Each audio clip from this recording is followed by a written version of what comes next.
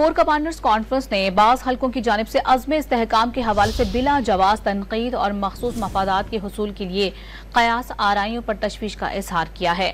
واضح کر دیا ہے کہ عزم استحکام آپریشن وقت کا تقاضا ہے۔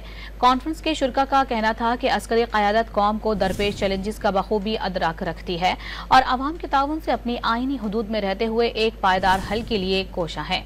آرمی چیف نے واضح کیا کہ پاک فوج تمام اندرونی اور بیرونی چیلنجز کو ناکام بنانے کے لیے ہمیشہ سے تیار رہی ہے۔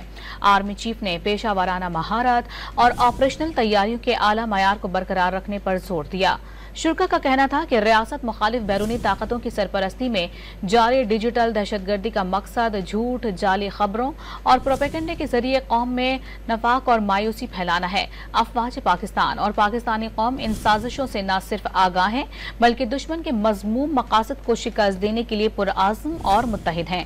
فورم نے علاقائی سلامتی بالخصوص افغانستان کی صورتحال پر غور اور علاقائی امن و سلامتی کے فروغ کے لیے عزم کا اعادہ کیا۔